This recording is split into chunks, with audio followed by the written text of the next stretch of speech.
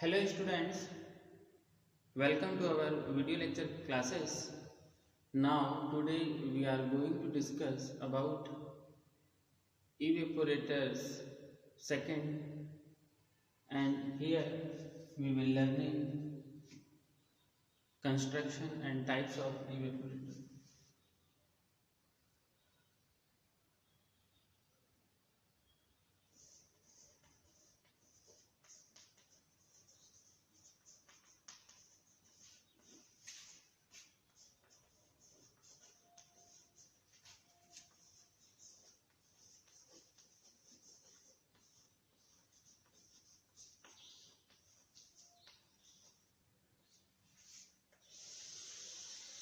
Construction and types of evaporators. हमने इसके पहले देखा था इवेपोरेटर्स क्या होते हैं, उसकी डेफिनेशन देखा था in previous classes. Now evaporators used in food industry में be classified in different ways. सबसे पहले हम इसका क्लासिफिकेशन देखते हैं कि इवेपोरेटर्स को हम जो फूड इंडस्ट्री में इवेपोरेटर्स यूज होते हैं उसको हम क्लासिफाई अलग अलग तरीके से कर सकते हैं, जैसे कि bye operating pressure. Number first,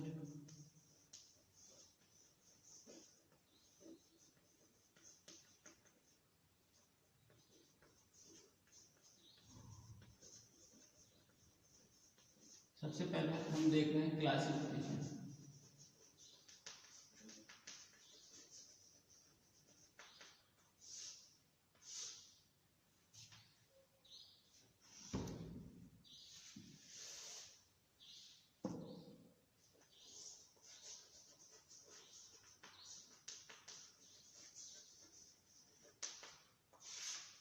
classification में हमने देखे सबसे फर्स्ट हम क्लासिफाई कर सकते हैं प्रेशर को लेके कि ऑपरेटिंग प्रेशर हम कैसे रखें इवेपोरेटर का, या तो वैक्यूम हो या एटमॉस्फेरिक प्रेशर पे हो. ऑपरेटिंग प्रेशर या तो क्या हो,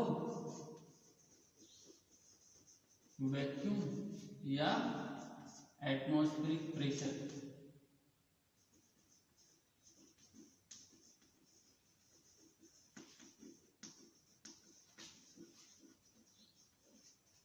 सेकंड हम बात करते हैं, हमने सबसे पहले प्रेशर की बात करें, या तो वैक्यूम प्रेशर पे काम करेगा हमारा इवेपोरेटर या हमारा एटमॉस्फेरिक प्रेशर पे काम करेगा.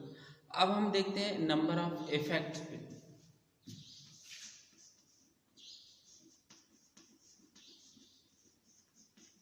नंबर ऑफ इफेक्ट पे हम बात करते हैं single effect evaporator,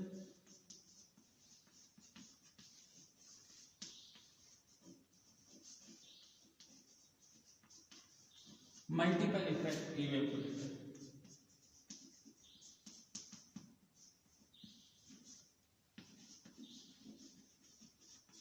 single effect में क्या होगा, हमारा एक ही इवेपोरेटर होता है, उसमें कॉइल लगी होती है, उसमें जब हम मतलब इसमें हमें उतना अच्छा इफेक्ट नहीं मिलता, उतना अच्छा ड्राइंग जो है हमें एफिशिएंसी नहीं मिलती. जब हम मल्टीपल इफेक्ट इवेपोरेटर में क्या होता है, सीरीज में इवेपोरेटर्स लगे हुए होते हैं. इसकी एक इवेपोरेटर की जो वेपर होती है, जो एग्जॉस्ट एयर होती है, उसको हम एज ए फीड यूज कर सकते हैं, या फिर हम जब फीड यूज कर रहे हैं, जो मिल्क हम कंसंट्रेट कर रहे हैं इवेपोरेटर पे, तो क्या होगा, हमारा एक का फीड और एक का जो हमारा प्रोडक्ट है, एक इवेपोरेटर का जो हमारा प्रोडक्ट है वो दूसरे का फीड बन जाएगा, दूसरे का प्रोडक्ट तीसरे का फीड बन जाएगा.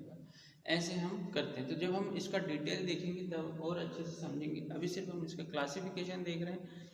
तो नंबर ऑफ इफेक्ट, तो सिंगल इफेक्ट और मल्टीपल इफेक्ट. तीसरा हम इसका क्लासिफिकेशन में देखते हैं कि टाइप ऑफ कन्वेक्शन.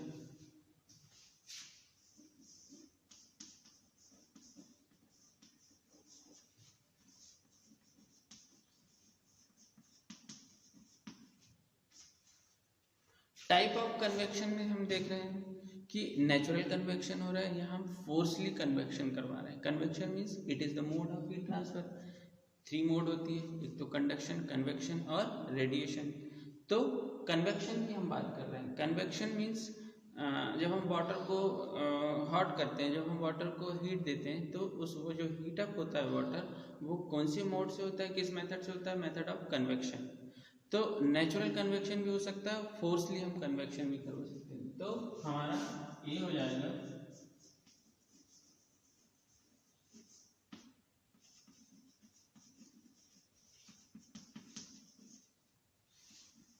और बी हो जाएगा फोर्स्ड कन्वेक्शन।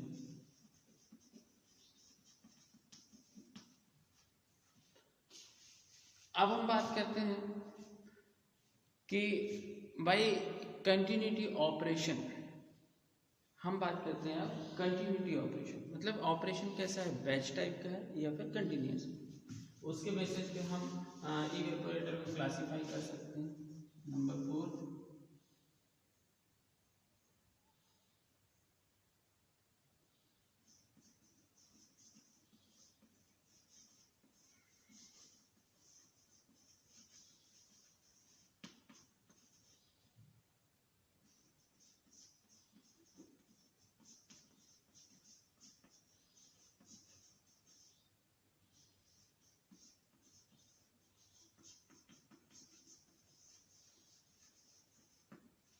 बैच टाइप और कंटिन्यूस टाइप।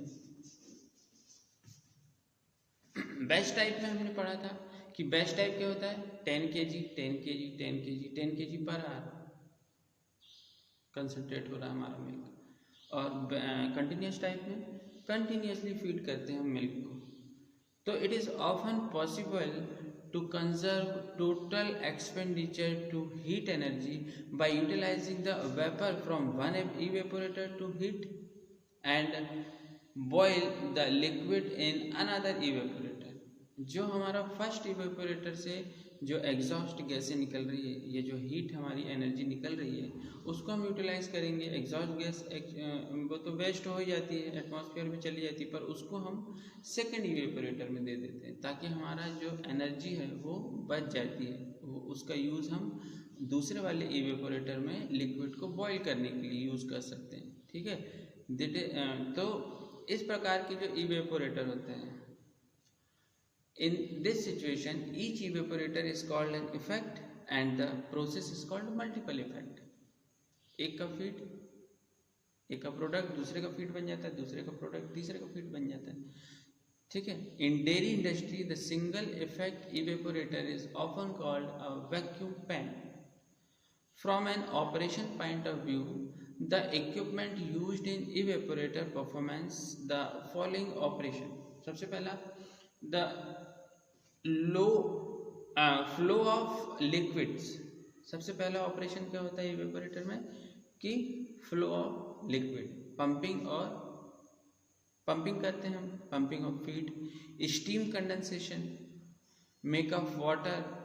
ठीक है, तो पहला ऑपरेशन क्या होता है, फ्लो ऑफ लिक्विड, पंपिंग से कर सकते हैं, या स्टीम कंडेंसेट से कर सकते हैं, मेक ऑफ वाटर से कर सकते हैं। दूसरा हमारा होता है हीट ट्रांसफर, हीट एक्सचेंज इन इवेपोरेटर्स, कंडेंसर्स। ठीक है, कंडेंसर्स, प्री हीटर्स, ये सब हम उसका यूज कर सकते हैं हीट ट्रांसफर के लिए, फ्लो ऑफ लिक्विड के लिए।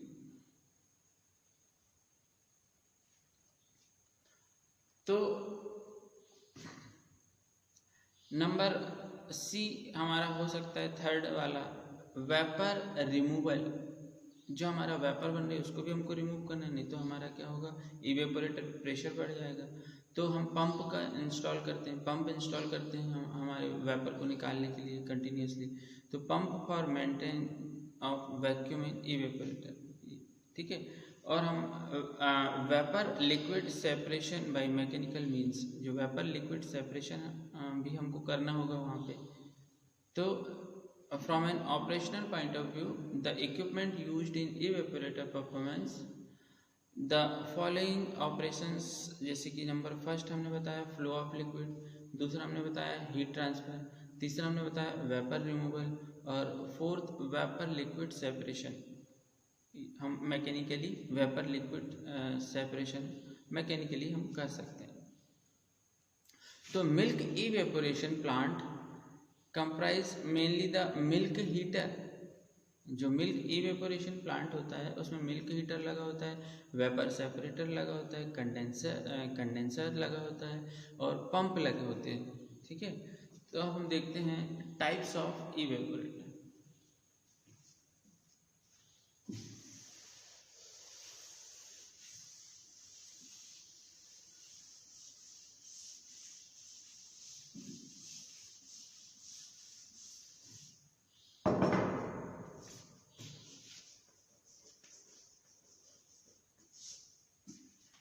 सबसे पहला horizontal tube evaporator.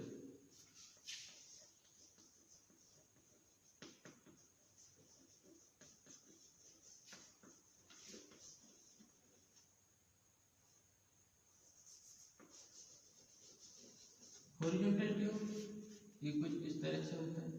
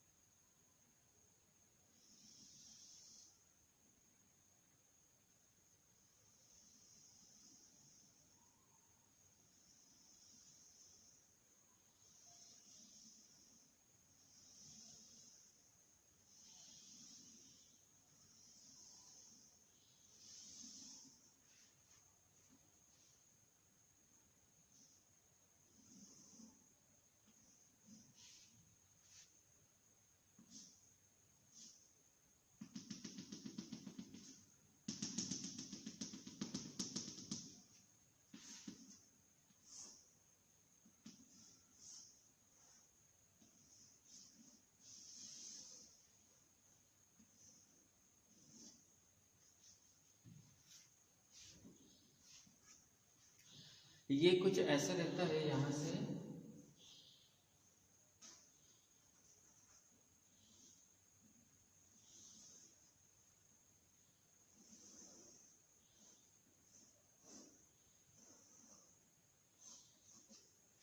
Concentrated milk हमको यहाँ से मिलता है। ठीक है, सबसे पहले हम यहाँ से हमारा फीड जाता है।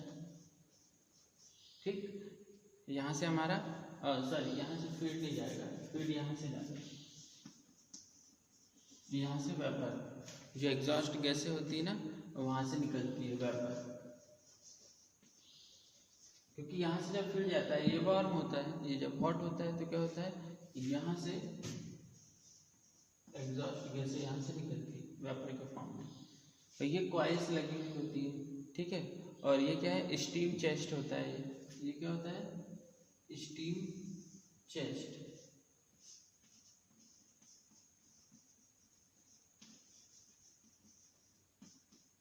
ये स्टीम चेस्ट होता है, दोनों तरफ स्टीम चेस्ट लगा हुआ होता है।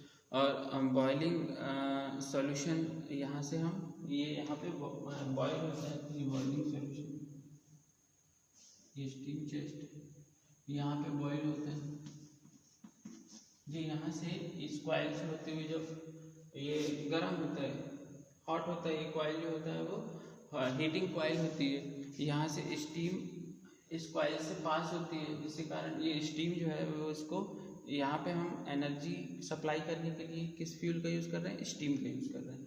तो यहाँ से ये जो मिल्क होता है, यहाँ से जब हम फीड करवाते हैं, ये मिल्क जो होता है वो हॉट होता है। मिल्क जब वार्म होता है तो इसके अंदर जो मॉइस्चर होता है, इसके अंदर जो वाटर होता है वो इवेपोरेट होता है, इवेपोरेट आ जाता है, यहाँ से वेपर के फॉर्म में निकल जाता है। तो हम बात कर रहे थे हॉरिजॉन्टल ट्यूब इवेपोरेटर की। तो the body of this evaporator is the liquid compartment, ये लिक्विड कंपार्टमेंट है, and is in the form of vertical cylinder, vertical cylinder के फॉर्म में होता है। ठीक है, यहाँ से हमको क्या मिल जाता है, प्रोडक्ट। ये वर्टिकल सिलेंडर के फॉर्म में होता है और it is close eight top and bottom with dishes headed. ये जो क्लोज होता है टॉप से भी और बॉटम से भी, डिश हेड टाइप होता है। और द बॉटम में भी कोनिकल हो सकता है, हॉरिजॉन्टल ट्यूब। ठीक है, बॉटम कोनिकल बॉटम हो सकता है। Tubes extend across the lower part of the chamber, ये जो ट्यूब्स लगी हुई होती है चेम्बर के लोअर पार्ट में, ठीक है। The milk to be evaporated boils outside the of horizontal tube within which steam condense. Steam is introduced into the steam chest. ये steam chest है, यहाँ से steam अंदर introduce होती है, and as it flows through the tube it washes non-condensed gases and condensate head of it, so that these are withdrawn from the opposite steam chest. The discharge of the concentrated product is from the center of the bottom. यहाँ से हमको concentrated product मिल जाता है, ठीक है। Is the form of जो concentrated product है वो हमको बॉटम में मिल जाता है। उसके बाद discharge of the concentrated product is from the centre of the bottom. The vapour from the boiling milk is kept through the top of the evaporator. The horizontal tube interfere with the natural circulation of the boiling liquid and thus minimize liquid agitation. As a result, the overall heat transfer coefficient is lower than the other form of evaporator, especially if the solution is viscous. This type of evaporator is best suited for low viscous product that do not deposit scale on evaporation. इस type का हमको evaporator less viscous product के लिए suitable है, क्योंकि वो scale produce नहीं करता। हमने स्केल की बात की थी इसके पहले, तो वो स्केल प्रोड्यूस नहीं करता, जिसके कारण इस टाइप के जो इवेपोरेटर है उस पर लो विस्कस फूड्स का हम कंसंट्रेट करने के लिए यूज़ कर सकते हैं, ठीक है। It cannot be as easily removed as it could be from the inside of the tube. The first cost per meter square of heating surface is usually less than that of other type of evaporator, ठीक है। Overall coefficient, जो overall coefficient हम बात करते हैं overall heat transfer coefficient की, वो होता है इसमें 1000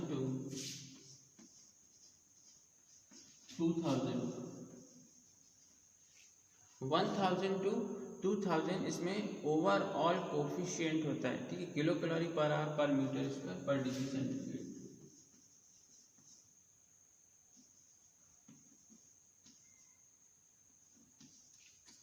किलो कैलोरी पर आवर पर मीटर स्क्वायर पर डिग्री सेंटीग्रेड, ये ओवरऑल हीट ट्रांसफर कोफिशिएंट। ये जो सिंगल इफेक्ट इवेपोरेटर है, ये हम हॉरिजॉन्टल ट्यूब इवेपोरेटर की बात कर रहे थे, इस पे हमको ओवरऑल हीट ट्रांसफर कोफिशिएंट कितना मिलता है, 1000 to 2000 kilo calorie per hour पर मीटर स्क्वायर पर degree centigrade, depending upon the overall temperature difference. ये जो है ये किस पे डिपेंड करता है, ओवरऑल टेम्परेचर डिफरेंस। तो boiling temperature and product property, temperature difference, boiling point और प्रोडक्ट की प्रॉपर्टी पे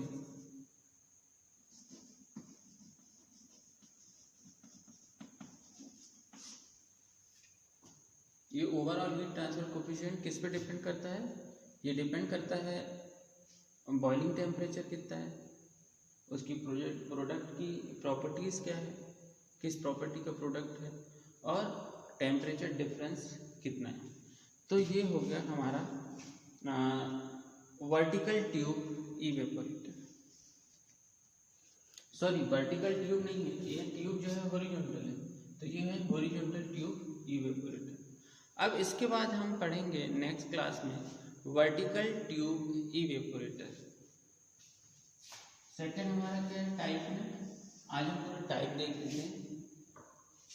एक तो हमने पढ़ लिया हॉरिजॉन्टल ट्यूब,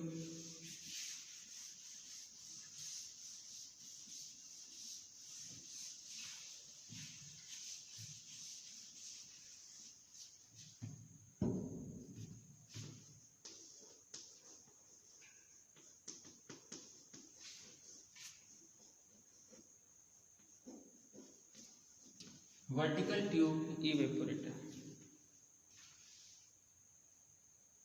एक होता है forced circulation evaporator.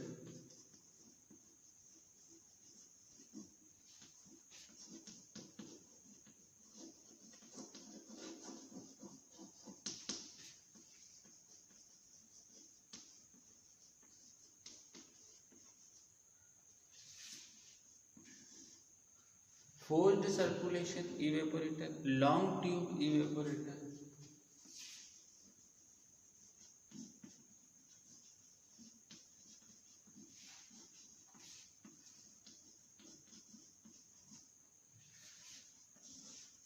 Forced circulation evaporator, long tube evaporator, circulation evaporator,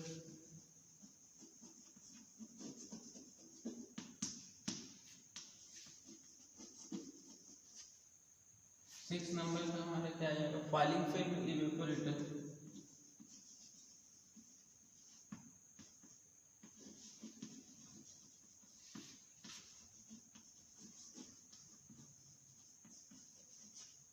और 7 नंबर का हमारा आ जाएगा सिंगल इफेक्ट इवेपोरेटर।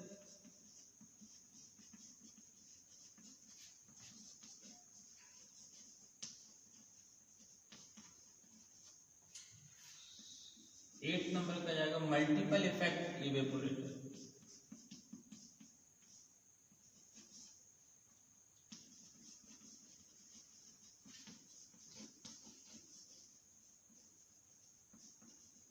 तो नेक्स्ट क्लास में हम देखेंगे सिंगल इफेक्ट इवेपोरेटर और multiple effect evaporator. Thank you students.